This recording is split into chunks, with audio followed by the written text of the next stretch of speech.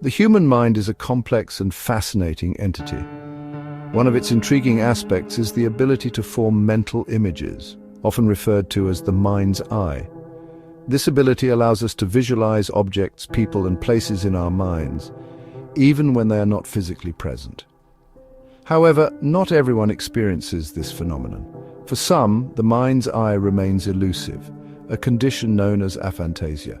Aphantasia is characterized by the inability to voluntarily create mental images.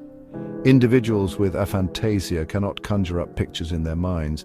They do not experience the visual world internally in the same way that others do. This lack of visual imagery can extend to other senses as well, such as hearing, smell, and touch.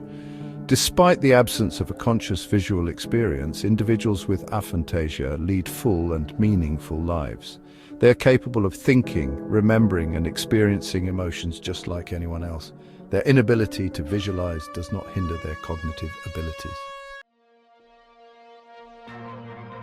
Aphantasia is more common than one might think. It is estimated that approximately 1 to 5% of the population experiences this phenomenon to some degree. This means that millions of people worldwide live without the ability to see pictures in their minds. The discovery of aphantasia is relatively recent. While the concept of variations in mental imagery has been acknowledged for centuries, it was not until 2015 that the term aphantasia was coined. Professor Adam Zeman, a cognitive neurologist at the University of Exeter, introduced the term to describe this specific experience. Professor Zeman's research has been instrumental in shedding light on this fascinating phenomenon. His work has helped to raise awareness of aphantasia and promote further research into its causes and implications. For individuals with aphantasia, the world is experienced primarily through external stimuli. They rely on their senses to perceive and interpret their surroundings. While they may have memories and knowledge of visual information, they do not have the ability to recall or create these images internally. Imagine, for instance, being asked to describe the appearance of a loved one. A person with aphantasia might struggle to provide specific visual details. They may rely on factual descriptions or emotional associations rather than visual recall. Despite the lack of mental imagery, individuals with aphantasia can still engage in abstract thought, problem-solving, and creativity. They may use different cognitive strategies to compensate for their lack of visual imagery.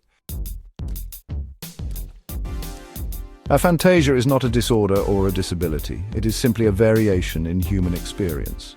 Individuals with aphantasia are not limited in their cognitive abilities. They can excel in various fields, including science, mathematics, music, and the arts.